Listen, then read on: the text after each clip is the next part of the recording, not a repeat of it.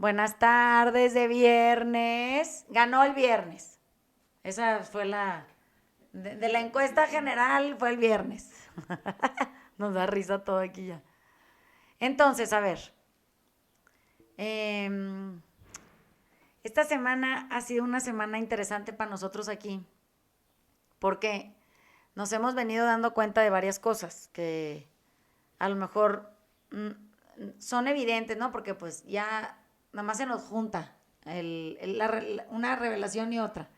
Pero entre que tomamos clases y damos clases y leemos y leemos más y luego averiguamos acerca de los escritores que estamos estudiando, lo que sea, como que de pronto se empieza a apilar la información, que en esta, ¿se acuerdan aquel podcast de las analogías de largo alcance? Pues decidimos ponernos a estudiar para poder conectar los puntos, ¿no? En general de la vida. Y pueden ser cosas mundanas o cosas más relevantes, ¿no? Entonces, en la clase de filosofía, que se puso cabrón porque nos estamos chingando un güey que se llama Florensky, que Dios mío de mi vida, o sea, yo no sabía que existía gente que fuera tan increíblemente pinche y brillante en tan poco tiempo para morirse bien joven y dejar tanta información para rescatar. Pero bueno, estamos viendo a un señor que habla del tiempo y de los sueños, pero mucho más importante, de los rostros, los semblantes y las máscaras. Y ahorita vamos a entrar a eso, ¿no? Sumado a eso, en el taller estamos leyendo a una autora argentina en honor al Dani, que se llama Valeria Correa Fis, que es abogada de profesión y todo, y que tiene 2 libros publicados en forma de relato, porque tiene poesía, pero bueno, esa no la estamos leyendo. Y estamos leyendo uno de los 2 que se llama Hubo un jardín. Y ese libro también nos tiene conquistados y la explicación que hay detrás de cómo se convirtió la abogada en escritora y cómo decidió de hacer de eso su vida, también es muy interesante el planteamiento desde dónde escribe todo eso, ¿no? Más, pues súmenle la chinga, ¿no? Del gentío aquí y de las cosas que pasan en la vida y todo. Entonces, hay como varias preguntas que suceden y que nos hacemos aquí a lo largo de la semana porque estamos tratando de encontrarle pies al gato, ¿no? Entonces, a ver, primero nos damos cuenta de que nosotros hablamos o escribimos para ordenar nuestras experiencias. Eso lo hace todo el mundo, ¿no? Si yo tengo un evento en la vida y yo de pronto me pongo a platicarlo, y esto se me ocurre, hoy en la mañana estaba hablando con el Dani de cosas, y de su fin de semana pasado y eso, y como que me dio la sensación de que toda la gente a su alrededor, pues, hablaba para poder ordenar una experiencia, ¿no? Como que están contando cosas de su vida y se ponen a relatar. Cuando la gente escribe y escribe para sí mismo o para los demás, pues es como sostener una conversación con nosotros mismos, ¿no? Nos estamos hablando a nosotros y le estamos hablando a otros y escribimos, en este otro caso de la escritura, pues para poder ordenar nuestras experiencias. Entonces, decían en alguna de las entrevistas de la autora que escribir es la lengua escrita, ¿no? Es quejarse por escrito. Y me pareció como muy interesante esa idea de quejarnos por escrito, porque ya dejamos de escribir y ahora decidimos quejarnos en audio y video, literalmente. Y luego hay algún autor importante, pero no me acuerdo si es alguna de las Margaritas, dijo que escribir era aullar en silencio, o sea, es aullar sin ruido, ¿no? Y nosotros andamos aullando con ruido cuando hablamos, pues así se oye. Entonces, partiendo de ahí, como que empiezo en mi cabeza empiezan a crearse todo este bola de preguntas y esto en la clase de filosofía voy a hacer como una especie de resumen chiquito de la división o la diferencia entre el rostro, el semblante y la máscara, ¿no? Entonces decía Florensky que rostro tenemos todos, que semblante solo tienen aquellas gentes que logran transmutar o trascender su propia esencia. Eso quiere decir que por alguna experiencia de estas que nos tocan en la vida, entras en contacto con algo superior a ti, que pues, el libro se llama Sagrado Divino, pero le pueden poner el nombre que quieran. Y esa transmutación hace que surja de ti un semblante. Eso quiere decir que tu cara refleja tu experiencia, tu vivencia, y se vuelve cada vez más nítido lo que tú puedes hacer para servir o acompañar a otros, ¿no? Entonces, piensen en estas como figuras que hoy tenemos que importantísimas. Ahí ponían de ejemplo, no sé, el Dalai Lama o sea, algún señor de la esquina por ahí, ¿no? En el cuento de Valeria Correa, en su primer cuento, dice que los locos, literalmente los locos de la calle, los locos, son gentes que tienen un semblante, gente que ha estado en contacto con otra dimensión y que regresa a esta vida con ese semblante que proyecta todo lo que pudo haber encontrado, descubierto. Y luego está la gente que tiene un rostro y como no se transforma y se queda en la vacuidad tan discutida en la hora de la clase, o sea, en el vacío, quiere decir eso, que no tiene contenido esa persona, lo que tiene es una máscara. Y entonces, en ese libro lo escribió en 1900 o por ahí, 1900 algo, antes del 22 tal vez. Se empieza a volver muy evidente cómo hemos creado espacios en la vida ya más dentro de la modernidad, en donde trabajamos muy poco por el semblante y nos quedamos cómodos en la máscara, ¿no? Porque pues ya ni contenido queremos tener. Somos como cascarones, pues, eso es a lo que se refiere. Y desde ser un cascarón nos relacionamos con otro cascarón. Entonces, en los cuentos de Valeria Correa, ella lo que está tratando de hacer a través de la narrativa que usa es hacernos preguntas, ¿no? Y preguntas serias, o sea, ¿qué es lo que nos ha impedido mirar el horror a los ojos? ¿Por qué lo evadimos tanto y nos parece tan inofensivo y pasamos a lo que sigue? O sea, como bien dijeron el otro día, pues pasa uno de moda, ¿no? Pues el horror como que pasó de moda. Entonces, de pronto empezamos a preguntarnos cosas. Oye, ¿cómo acabamos siendo una máscara? O sea, ¿cómo acabamos negando un semblante que sería extraordinario que los seres humanos anduvieran con un semblante puesto? Y se pusieron la máscara. ¿Y cómo llegamos a la máscara? Bueno, en principio porque hemos ido abandonando de manera gradual, pero constante y comprometidamente los espacios de orden y cuidado personal. Cada vez estamos como más lejos de ese arreglo, del espacio externo que se vea bonito, que esté limpio y del personal, ¿no? Por otro lado, le adjudicamos a la palabra esto de hablar y grabar y quejarnos, aullar con ruido y todo, le adjudicamos a la palabra poderes que no tienen. Entonces la palabra tiene un poder sanador, pero la palabra no puede cerrar una herida y no puede cambiar el pasado. Y si para poder sanar nosotros tendríamos que cerrar la herida y cambiar el pasado, pues estamos perdidos porque hablando no lo vamos a conseguir, ya quedó claro. Escribiendo un poco tampoco, ¿no? Podemos sanar porque podemos ver el horror a los ojos. Simplemente esa es la razón, ¿no? Porque podemos exhibir en nosotros lo que no nos gusta, lo que nos inquieta, lo que nos lastima, pero eso no quiere decir que se nos va a olvidar, ni que va a cambiar, ni que esa herida no va a dejar de supurar. Simplemente significa que vamos a poder comunicarlo y que a lo mejor encontramos en la escucha de otros seres humanos un acompañamiento. Entonces, ¿qué pasa? Que brincando de ese punto, entonces también nos damos cuenta que todas las historias que contamos, las contamos porque le tenemos que dar forma al mensaje. O sea, si nada más escupiéramos todo lo que estamos pensando y todo lo que creemos que nos pasó, sonaría como un torrente de información desvinculada. Nadie entendería de qué estamos hablando y le daríamos un chingo de hueva, ¿no?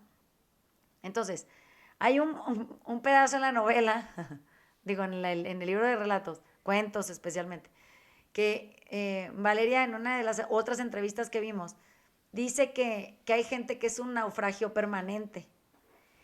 Y a mí esa frase me fascinó porque efectivamente, o sea, hay gente que es un naufragio permanente porque no tiene semblante, ya nunca lo encontró, está olvidado, naufragó con el individuo. Y entonces lo único que tiene para mostrar es esa máscara que no se resuelve, o sea, es como esa máscara incómoda que no va para ningún lado, simplemente se se repinta más, se adorna más, se agrede más, digamos, se violenta el gesto o se vuelve pusilánime así, tipo carcajeado, como que me imagino un carnaval, ¿no? Bueno, y cuando me imagino un carnaval, dentro de nuestra clase de filosofía hay una explicación de la transgresión de las prohibiciones.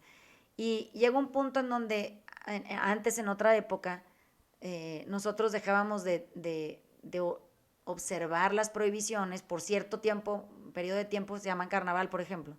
Y tú podías hacer lo que te diera tu chingada gana por 7 días. O sea, se levantaban las prohibiciones, entonces la gente entraba en un arrabal y una bola de como eventos que parecían orgías. Por el tiempo que estaba destinado, luego se suspendía ese pinche desmadre y la gente volvía al orden. Cuando podemos ver nuestras vidas así, podemos ver también que ha sido porque no hemos regresado al orden el día que se levantaron las prohibiciones que traemos este pinche desmadre que traemos, ¿no? Porque eso lo único que genera es violencia por violencia. Y ya bueno, ahí voy al siguiente punto. Entonces, una vez que nos damos cuenta que hoy se levantaron las prohibiciones, ya se quedaron sin prohibiciones los seres humanos, no hay, nadie tiene, ya la transgresión ya ni aplica y la chingada, pinche entropía espantosa, todo. De repente nos damos cuenta que empezamos a generarnos preguntas que hoy en la sociedad son un punto como álgido de discusión. Entonces, por ejemplo, la primera pregunta es si se puede hacer el bien de cualquier manera, mintiendo incluso, estafando, engañando. O sea, ¿eso es algo que se puede hacer y se valide? La otra pregunta es si se puede hacer el bien a cualquier precio. La otra es si el bien justifica los medios. Entonces, de pronto estas preguntas antes no hubieran existido porque había prohibiciones naturales instaladas dentro del individuo que le daban una cierta sensación de orden y cuidado. Y en el momento en el que eso se removió, quedó el vacío de la máscara, propio de la máscara, el vacío es propio de la máscara, y se nos fue el semblante. Eso quiere decir, ya no podemos transmitir ningún tipo de experiencia que nos haya tocado, nos haya cambiado en la vida, porque no tenemos nada de contenido. O sea, nos hemos ido deshaciendo de las prohibiciones y del conjunto con las prohibiciones de nuestro contenido. Entonces, cuando le preguntan a Valeria en alguna otra entrevista, porque vimos como 5, ya no sé cuántas, ¿no? De diferentes entrevistadores en diferentes medios. Le preguntan en otra entrevista que ella cuando hace cuentos tiene amigos que le dicen, oye, es que 3 de tus cuentos dan para una novela. Y ella se ríe mucho y dice, no, pues es que lo que pasa es que mis cuentos son novelas deshidratadas. Me pareció extraordinario porque lo que quiere decir es que le quitó la paja al cuento. Eso quiere decir, le quitó lenguaje extra que lo único que haría sería reforzar la máscara. No sé si me explico, o sea, le estaría dando poder a la paja y no al fondo, a la profundidad, al verdadero significado de las cosas. Entonces, de pronto empezamos a descubrir dentro de sus personajes, estos personajes enmascarados, y al mismo tiempo muestra gente con semblantes, ¿eh? Por eso es muy interesante ella. Creo que además de ser abogada, o sea, tiene una idea una lectora muy ávida desde que era muy niña, pero tiene una idea muy profunda de lo que hoy estamos estudiando en clases de filosofía. Es muy curioso porque habla de muchas cosas que están puestas ahí. O no sé si ya nosotros, porque ya estamos tomando eso, ya le encontramos el sentido a esto otro, ¿no? Entonces, a ver, ya no sé qué es qué. O sea, ya la causa final no me queda clara si es una o la otra o qué causa generó a cuál. Entonces, dice en sus cuentos con sus personajes son especialistas en guardar secretos y culpa. Y a la hora que los tienen que volver verosímiles, actúan como actuaríamos nosotros. O sea, gente que ustedes conocen, incluso gente que hemos ido. Entonces dice, mira, en mis personajes tengo personajes que tienen biografías secretas y ocultas, pero también tengo personajes que tienen biografías que los demás tienen de ellos. Y entonces, digo, qué chistoso, o sea, entonces siempre somos el secreto de alguien más, de alguna manera. O sea, no sé yo qué biografía tiene el Dani de mí, pero claramente tiene una que no comparte conmigo. Y a lo mejor la que tengo yo de mí no se la he enseñado al Dani. Entonces, esa forma de ser adultos hoy, porque esto lo que describe es que los cuentos estos de Hubo un jardín son adultos recordando su adolescencia y su niñez desde su adultez. ¿Sí me explico? No es como Nelly Campobello escribiendo un cuento de la Revolución Mexicana desde su ser niña. No, esto es desde el adulto narra este cuento desde un recuerdo, ¿no? Y entonces, de lo que habla a posteriori es de la pérdida de su propia inocencia, de cuándo se le perdió la inocencia, de cuándo perdió el candor, de cuándo pasó algo en su vida que lo convirtió en otra cosa para siempre, ¿no? Y como que digo, hijo de la chingada, eso, como dice ella, pues eso es como la expulsión del jardín del Edén, o sea, acabaste expulsado del paraíso en ese momento. Ya no hay más que culpa y ya no hay más que la pérdida de la inocencia, ¿no?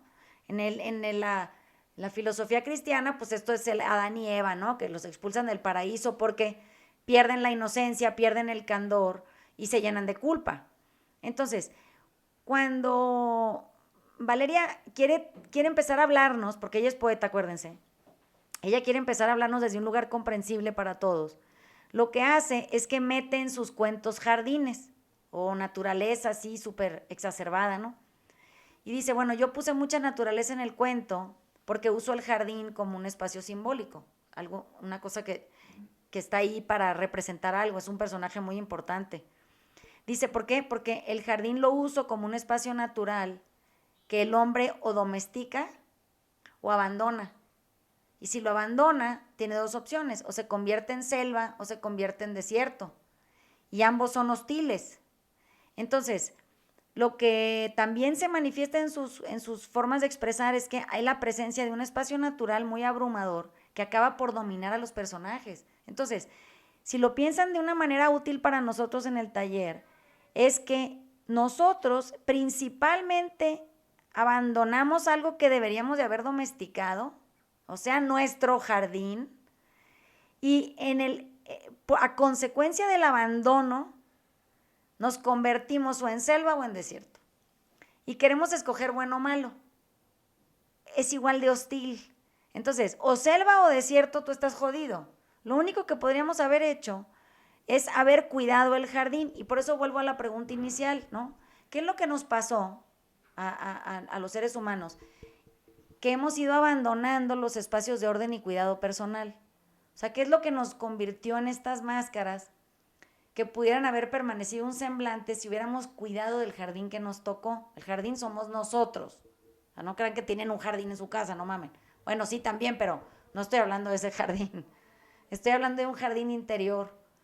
Entonces, cuando estamos aquí en las semanas, dentro del espacio de Trelew, del taller, de las sesiones individuales y esto, y veo jardines que o son selva o son desierto, entrar por la puerta y salir por la puerta y la madre, digo, pues ¿quién chingados seremos nosotros? O sea, seremos también selva y no nos hemos dado cuenta, seremos desierto y no nos hemos enterado. O sea, creemos que porque somos selva y robusta y verde y húmeda y la madre ya somos la totalidad.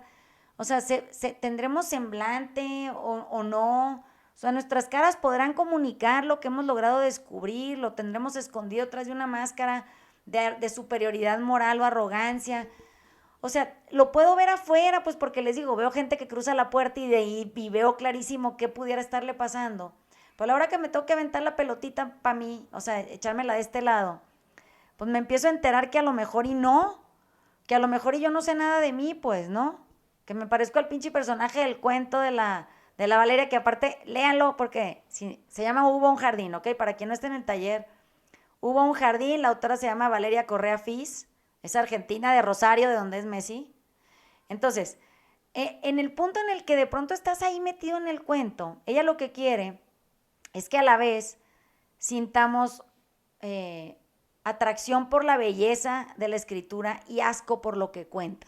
Es su intención, ¿no? Entonces, nos tienen este juego interno de sentirnos asombrados por nuestra propia capacidad y asqueados por nuestra propia capacidad al mismo tiempo, así lo veo yo. Como que ahí es donde el trabajo personal empieza. Ella habla de, cuando dice, a mí no me gusta que se resuelvan las cosas, A ella le gusta el espacio ese en donde no se resuelve nada y es como una membrana de donde surgen las ideas, el pensamiento, la creatividad, que en la clase de filosofía es la división del sueño y la vigilia.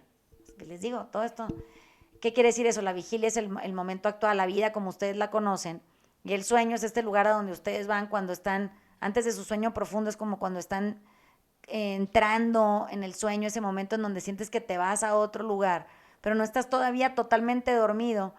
Ese lugar en donde como que se complementa la realidad con la ficción. La literatura puede hacer eso de una manera muy sencilla. Quiere decir que puede crear ficción realista o puede crear realidad ficcionada. Últimamente da lo mismo, ¿no? Toda la realidad es una obra de ficción, es lo que dice la filosofía. Dice, no sabes en cuál mundo en realidad estás. ¿Por qué? Porque no tenemos más que la membrana para percibirlo, ¿no?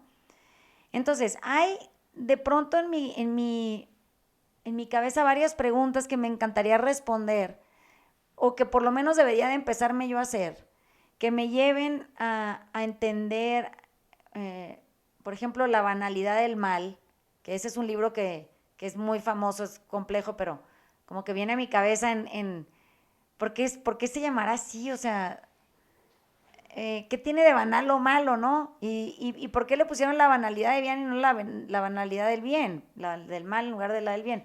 O cuando yo leía Kafka cuando era más chiquita, que me encantaba leer pura chingadera que no debería haber estado leyendo, digo yo, no sé, me volvió esta pinche vieja intensa, qué hueva.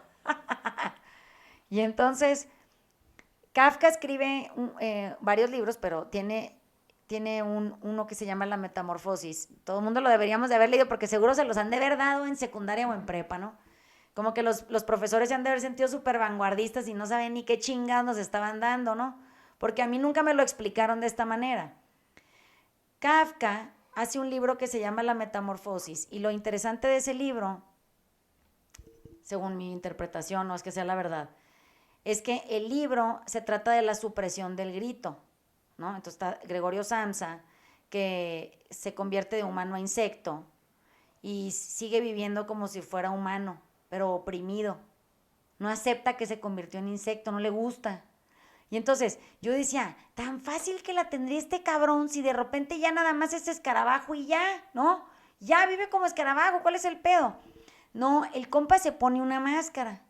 O sea, Gregorio Samsa se pone una máscara que nadie puede ver más que él porque pues él es un insecto, no mamen. Y la usa regularmente porque lo que no logra es ensanchar la mirada, o sea, a lo mejor es a través de esa metamorfosis que la vida se le hubiera vuelto más amplia, que hubiera podido entender mejor, aprender más, ir más profundo. Pero como no le gusta el semblante, o sea, él cuando se convierte en insecto, se convierte en un insecto consciente. Sabe que se está convirtiendo en un insecto y entiende por qué y cómo y cuál ha sido su proceso y todo. Pero él no quiere dejar de lado eso que cree que lo define, que es su máscara. Y entonces tiene que convertirse en un semblante. Es doloroso ser un semblante, aunque no lo crean. En el libro de Florensky, este que les digo, cuando él tiene que aceptar el semblante, porque se llama iconostasio, habla de íconos, de estos que se pintan, digamos, en el libro.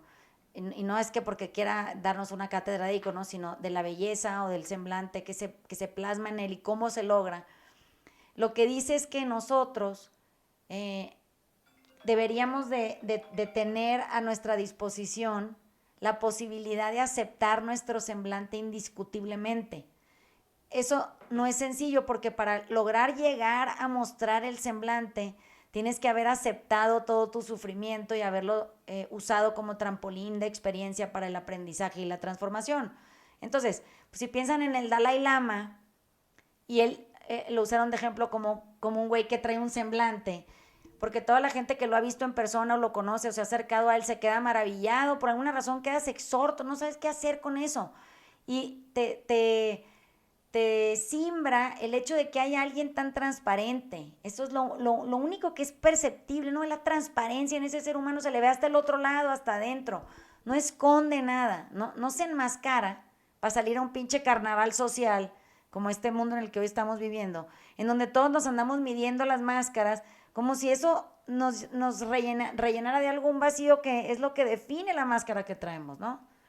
Entonces, para podérnosla quitar, tendríamos que retar los ordenamientos sociales de la actualidad y tendríamos que entender que estamos articulados socialmente, pero gracias al semblante, no a la máscara.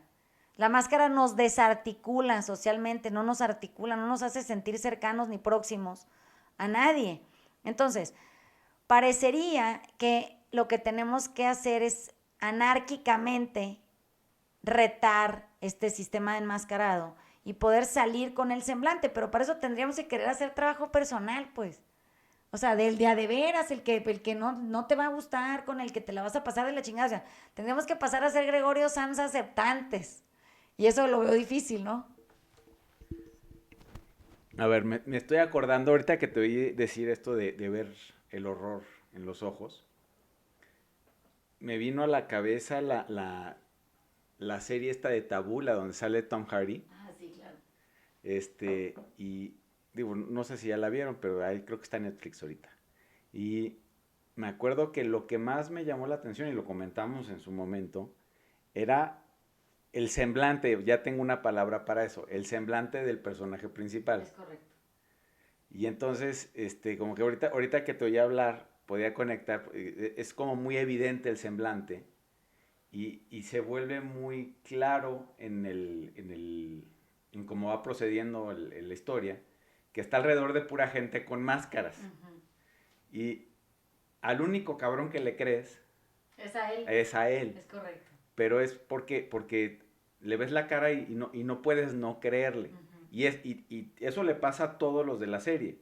Y explica tú ahí, pero ahí tú lo puedes decir. O sea, el semblante de él surge de una historia que te cuentan, ¿no? Exactamente, y es una historia de terror, o sea, no te explican bien qué le pasó, pero se ve que, pero se intuye que fue una cosa terrible, horrorosa. Entonces, como que en la clase de filosofía, también como que esta imagen del Dalai Lama, y yo la equivalía a un semblante, ¿no? Sí. Que es como, sí entiendo, es este roce con la divinidad, o de alguna manera que... Es eso que decía ahorita yo, ¿no? Que te pasa algo tan sorprendente, de la manera que sea, ¿no? No tiene que ser positivo ni nada, que te cambia la vida para siempre, sí. Y eso te deja a ti empezar a buscar tu semblante. O tal vez inclusive hasta la misma gente que tiene roces con la muerte o procesos de enfermedad pero sí, les cambia el semblante. No, yo no tenía la palabra correcta para entenderlo, pero sí, yo lo llamo como la mirada. No sé si es que les cambia el semblante o que lo empiezas a ver surgir. O sea, que de la máscara empieza a transparentarse ese semblante, esa verdad de ti mismo, ¿no? No de los otros, ¿no? Esa verdad que surge de tus adentros, de tu totalidad, porque acuérdense que también el semblante no necesariamente tiene que ver con lo divino, que es lo puro sin lo impuro, es la totalidad de la suma de todos tus propios factores de existencia. Hay una cosa que decía el Dani hace rato de una película que ahorita nos cuente, que cuando estábamos preguntando de si hacer el bien a cualquier precio, ¿no? O si hacer el bien implica extraerle verdades a la verdad para poder justificar que estamos haciendo el bien, pero menos una cierta cantidad de factores que deberíamos de estar tomando en cuenta. Que esta es otra cosa que vale la pena que ahorita toquemos, pero hay una pregunta que ella se hace a lo largo de alguna entrevista de las que le hicieron y decía, bueno, pero ¿qué sucede cuando se sustraen verdades de la verdad? O sea, cuando la verdad viene mocha, no porque sea mentira, sino porque le sacaron pedazos de verdad, ¿no?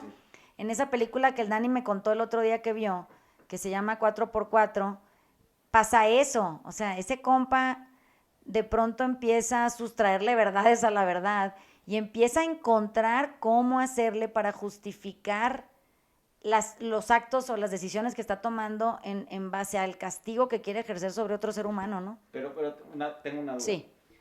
Tomamos ese ejemplo. Porque lo que me regresa a las máscaras, sí, contra el semblante es como que hago equivalente, las máscaras es igual a opinión. O sea, mi máscara es como la composición de muchas opiniones, o ya sean mías o de fuera, pero de alguna manera por eso no se mueven. Es que por eso, es una buena pregunta. Yo siento que la máscara en realidad la sustenta la nada. Eso quiere decir, como no hay contenido en ti, tú te tienes que llenar de opiniones. Sí. No hay, nada surge de ti. Entonces te vas llenando de opiniones, si quieren pensarlo de esa manera, de juicios y conceptos de la vida. Y eso es lo que hace sustentable que tú tengas una aparente identidad. Sí. Pero es una máscara, porque nada de lo que tú tienes es tuyo. Por eso nos decía Luis en la clase de filosofía que hay que barrer la casa, ¿no? Quiere decir que saques a la chingada todo lo que te rellena, pero no para dejar vacío el pedo porque entonces eres ese cascarón, sino para poder empezar a rellenarte ahora de cosas que se vuelvan significativas en la creación de un semblante. Pero entonces, si en una máscara nada es mío y todo es adquirido, Sí. en un semblante todo es mío. O sea, todo es mi camino propio, si quieres, mi struggle.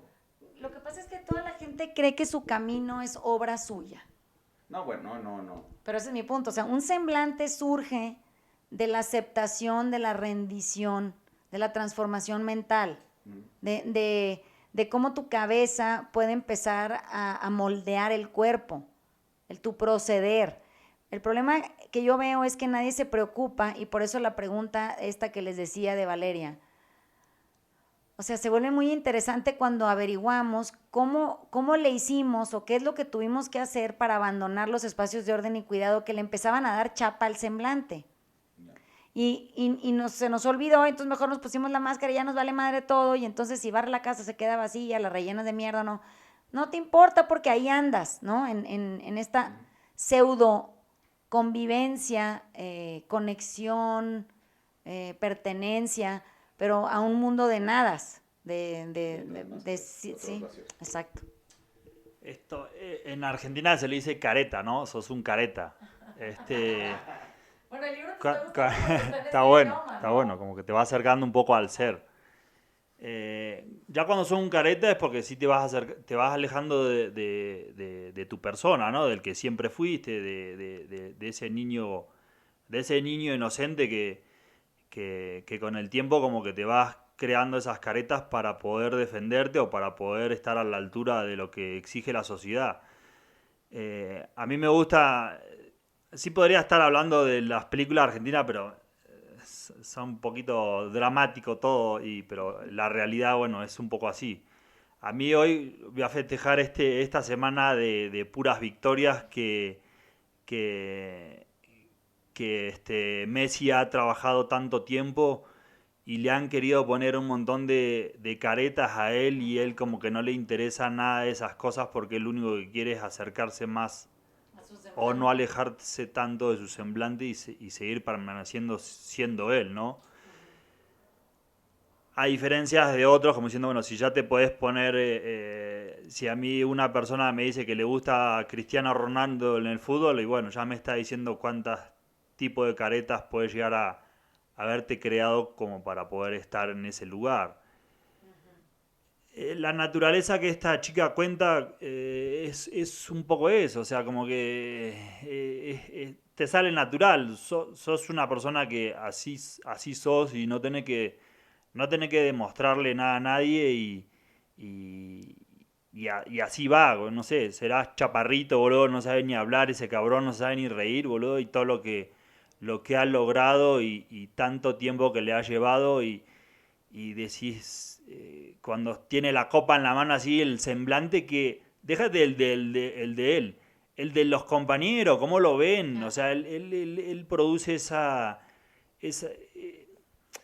magia que produce la gente, que sin necesidad de querer venirte a darte lección de algo hablado, lo demuestra todos los días siendo él. O sea, muy alejado de la máscara que le pusieron, que es su apellido, ¿no? En la camiseta de fútbol. Yo tengo un poco esa guía de seguir a ese tipo de gente y como diciendo, bueno, no mames, si si eso es lo que causa y eso es lo que produce con tanta gente y tanta hambre supuestamente que hay en Argentina, y ves 70.000 personas que fueron a Inglaterra a ver a ese cabrón, decís, bueno, algo estará haciendo bien. Y me da un poco, si lo pongo en un poco para acá, me da un poco de tristeza que esté pasando lo que esté pasando con la selección de México, porque si, bueno, ¿por qué le seguimos echando la culpa a una sola persona que pensás que va a ser el superhéroe, que va a venir a rescatar a toda la gente? Y como que es un poquito más de unión de la responsabilidad de todos. Más semblantes. Es un poquito más semblante de todos, como diciendo, bueno, sí todos suman y todos crean esa sensación para poder crear más semblantes en el lugar donde estés, no la careta de yo soy fulanito de tal y tengo que sacar esto como para poder tener una conversación. He estado saliendo un poco ahora a la calle y me encuentro un poco con eso y estoy tratando de profundizar en conversaciones, y la gente termina o le corre o le huye y dice, boludo, pero y me quiero dar cuenta y estoy hablando de cosas que para nosotros es súper normal hablar de ese tipo de cosas, porque sabés que entre más profundizás, más semblante tenés. O sea, querés estar lejos de la careta esa que te pones para conseguir no sé qué, porque no he visto a nadie que haya conseguido algo con eso, y suena un poquito más liviano el otro lado, y decir, bueno, no me importan las copas que gané, solamente quiero jugar. Fíjate que eso que decía el Dani ahorita de sos un careta, no, ya se me va a olvidar, pero o sea, el rostro quiere decir lo que todos tenemos rostro, y de ahí, o máscara o semblante, acuérdense, pero el rostro tiene tanto tinieblas como luz. O sea, no es solo tinieblas, no solo luz, no, tiene tanto tinieblas como luz. Eso quiere decir, tiene un mundo visible, pero también tiene un mundo invisible, ¿no? Y esto es a lo que Valeria se refiere como que somos gente que tenemos una biografía llena de secretos y culpas. O sea, que tenemos, pero lo curioso es que nunca hemos considerado que mi rostro, que tiene tanto tinieblas como luz, se me ve todo. O sea, no nada más a través de la luz se ven mis tinieblas, sino a través de las tinieblas se ve mi luz. Y eso que puede sonar medio alegórico y así, como, ay, qué lindo, y, ya saben, es más profundo en cuanto a que yo no quiero que se me vean imágenes vacías de contenido. Eso quiere decir que no quiero que de pronto me vean y yo sea una imagen, pues aquí estoy, ¿verdad? Me pueden ver y todo el pedo, pero no tenga contenido. O sea, entonces simplemente soy un rostro, ¿no? Y en el norte dicen, ahí anda el güey ese tirando rostro, ¿no? Así dicen. Bueno, entonces, cuando tú entiendes que tú lo que no quisieras es ser una imagen vacía de contenido, y tú lo que quisieras es que se te viera luz y tinieblas a través de la luz, pero luz al fin, como que, ay, qué emoción que se ve algo, ¿no? Si no, no se ve nada. Bueno, cuando lo preocupante, deberíamos cuestionarnos, porque eso es lo que tengo haciendo una semana, o sea, lo preocupante es que no se me vea nada. O sea, ni luz, ni tinieblas, ni la chingada, nada. O sea, un pinche cascarón ahí. Entonces, ahí es donde la máscara se empieza a volver algo de interés. ¿Por qué? Porque, o sea, la transfiguración del ser humano, o sea, del rostro y el cuerpo, esa forma de expresar algo a través de nuestro propio rostro, nuestra propia capacidad, y no negando la divinidad en nosotros. La divinidad no es nada bueno y punto, no. La divinidad es la suma de la luz y la tiniebla, ¿ok? Eso es la divinidad. Todos los seres humanos que viven en la tierra son divinos. Eso, el que me esté oyendo, festeje, ya. Sí, usted divino, muy bien. Porque el problema es que todo el mundo cree que si algo es divino es puro, casto, fasto. limpio, bueno y la chingada. Eso no es la divinidad. La divinidad está definida como la suma de luz y oscuridad o de luz y tiniebla. Entonces, cuando yo dejo de negar mi divinidad, ¿se entienden? O sea, mi luz y mis tinieblas, y las acepto, entonces eso es lo que consolida el inicio del surgimiento del semblante. Es cuando yo ya no busco la perfección, yo busco la integración. Cuando ya no me quiero ir de un polo o en el otro, porque o soy malo o soy bueno, soy las dos cosas. Y eso es lo que necesito empezar a poder proyectar. Entonces, cuando existe la posibilidad de realización en el ser humano, o existe la probabilidad o la posibilidad de empezar a sacar semejanzas con los otros en nuestras conversaciones, en nuestros acompañamientos y aproximaciones, es que los dos nos podemos identificar, aquí el Dan y yo, o Al y yo, porque los dos somos divinos en cuanto a que somos tenebrosos igual que iluminados. No tenemos una parte más desarrollada que la otra porque no pueden surgir en disparidad. ¿Sí me explicó? Sí. O sea que a mayor luz, mayor tiniebla. Sí.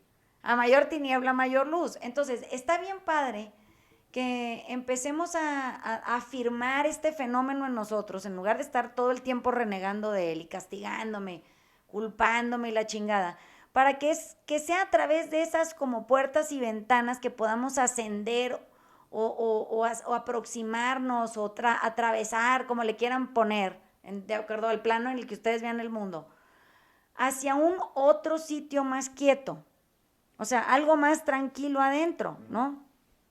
Eso no se puede lograr, yo pienso, sin poder sacrificarnos, ¿no? Y no me refiero a mutilarse ni torturarse ni esas pendejadas, no, a sacrificarnos quiere decir a ponernos ahí para poder ser vistos. Eso es el sacrificio, es dejarte ver, dejar ver tu semblante.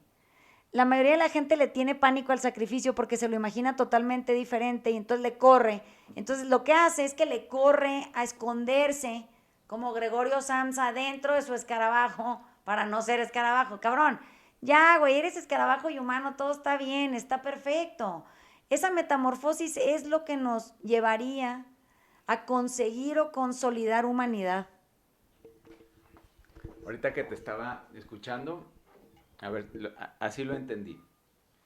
Entonces, nosotros como seres humanos, creo en general, nos atrae muchísimo la gente auténtica. O sea, ese es, como te diría que es un atractivo universal. Pero por otro lado, nos da un miedo inmenso exhibirnos en nuestra autenticidad. Y entonces le empezamos a poner máscaras. Y entonces como que veo esta dualidad que se vuelve muy, muy evidente ahorita, donde estás peleando entre exhibir tu autenticidad tal y como es, enseñando tu semblante, desarrollándolo, sí, y poniéndote tú mismo todas las máscaras que pudieras percibir que necesitas para caber en algún lado. En la clase del otro día alguien dijo flojito y cooperando, creo que fue Elena, ¿no? En la clase de filosofía algo estaban hablando ahí y dijo, sí, pues es que, o sea, flojito y cooperando, ¿no? A lo que se refiere, o sea, para poder aprender a vivir con ligereza, con quietud, con entusiasmo, tienes que estar flojito y cooperar con el fluir de la vida. Porque si no estás flojito, quiere decir que ya te anclaste en tu voluntad. Y ya valiste madre, porque ahí no entra nada más que tu pinche necedad. No hay más, es tu necedad y punto. Entonces, si todos ya de plano vivimos poseídos por esta dualidad, y es lo que nos hace actuar y ver y pensar y vivir y reflexionar, entonces deberíamos de querer permanecer más tiempo en una sensación de fluido más que de sustento.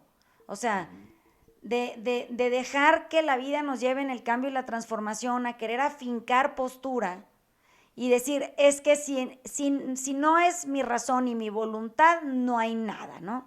Entonces, no quiere decir, fíjense bien qué curioso, pero ustedes y yo en algún momento así lo pensé de mí, yo me quedaba con lo que me funcionaba. Esa es la zona de confort. Por si andan con la duda de qué es la zona de confort. Es cuando uno se queda con lo que le funciona. Y entonces, una vez que tú te quedas con lo que te funciona, pues ya no avanzas, porque ya nomás te funciona lo mismo y estás en patrones de repetición interminables. Lo que tendríamos que aprender a hacer, y creo que con esto podemos llevarnos hasta tarea, es eliminar los referentes para que podamos vivir abiertos a la posibilidad, a lo otro, nuevo, distinto a nosotros. O sea, a lo que me quieren decir los demás, sin la razón que yo tenía, sin mi pinche voluntad, suspendiéndolas. ¿Sí me explico? Suspendiendo la razón y la voluntad para que el torrente de información pueda llegar a mí y yo no tenga la guardia alta, porque eso que me están diciendo nunca lo he probado y seguro no me va a funcionar, y entonces mejor me quedo con lo que me funcionó. Siento que esa manera tan enmascarada de ser es lo que no nos deja desarrollar o dejar surgir o proyectarnos a través del semblante, simplemente porque el semblante sería la suma de todas nuestras experiencias y habiéndolas dejado estar y habiendo resurgido de ellas más sabios, a lo mejor más capaces, tal vez más humildes, pero muchas veces pienso que la gente cree que esto como es de los místicos, ¿no? Como que es propio de la espiritualidad, del más allá de la chingada. No, hombre, eso es de la ahorita, o sea, no nos vamos a venir al mundo a purificar, eso no es una idea, ¿por qué nos purificaríamos? ¿De qué? El propósito es que nosotros deberíamos de empezar a limpiar para poder dejar entrar lo que sigue y luego volver a limpiar para dejar entrar lo que sigue y así una vida. Y en eso aprendemos y en eso tiramos la máscara y en eso surge el semblante, ¿no? Sí. Entonces, ¿quisieran agregar algo más? Quitarnos las máscaras. Bueno, entonces no sean caretas, como dice el Dani.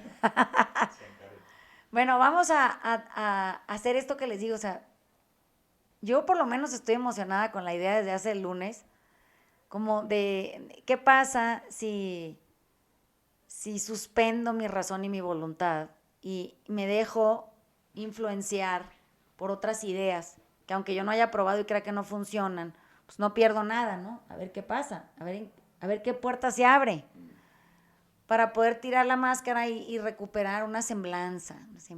Por eso cuando dicen esta semblanza de... Como que yo no sé si saben lo que están escribiendo las gentes que escriben semblanzas, hablando de literatura. Entonces, el libro se llama Hubo un jardín, la autora se llama Valeria Correa Fis. Mis clases de literatura, pues yo aquí se las cuento, digo, de filosofía, pues aquí se las cuento porque ni cómo hacerle.